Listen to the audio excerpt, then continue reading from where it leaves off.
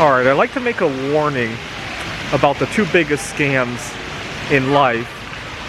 And unfortunately, many people fall for these two scams, right? It's a majority of people. And a lot of people have been so indoctrinated to both of these scams that it may take a little bit of brain power to jump out of it. The number two biggest scam, in my opinion, religion.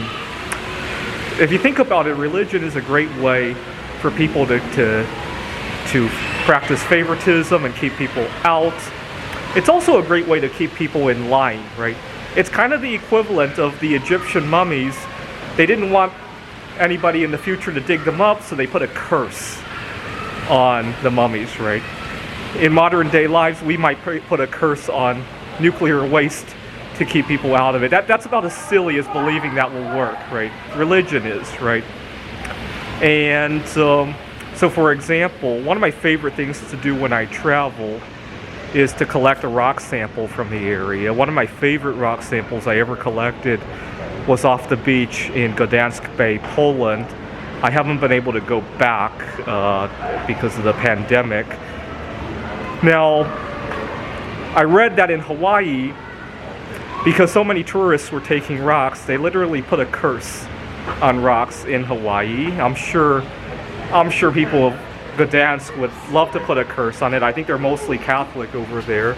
They would love to put a curse on taking rocks from the beaches. I don't feel cursed ever since I took it.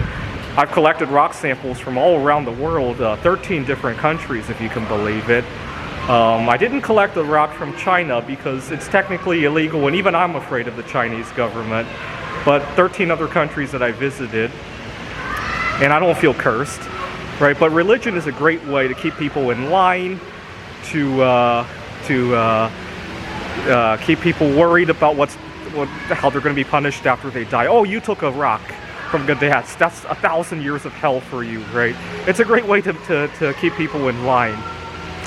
And but it's all a scam, right? When you die, your atoms get recycled, right? Most of us eat, or all of us eat living things, right? Most of us eat other animals, and it's not like those animals went anywhere, right?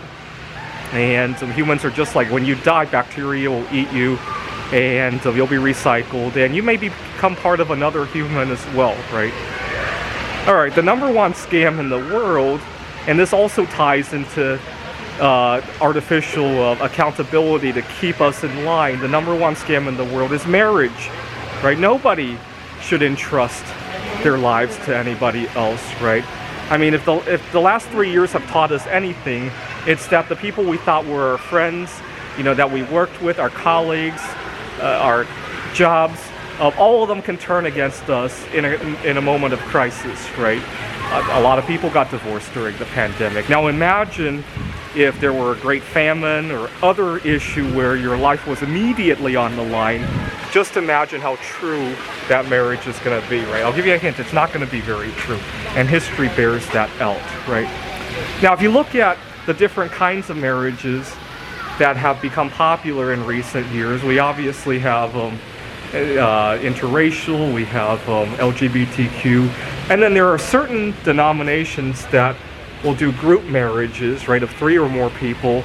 There isn't any culture in the world that accepts one-person marriages. Why? Because there's none of that accountability, right? We like to create artificial accountability to keep people in line, right? A person who marries themselves doesn't have that issue, right? So that's why it's not accepted in any culture, right? Anyway, don't fall for these two scams and you'll be a lot happier. Thanks for watching.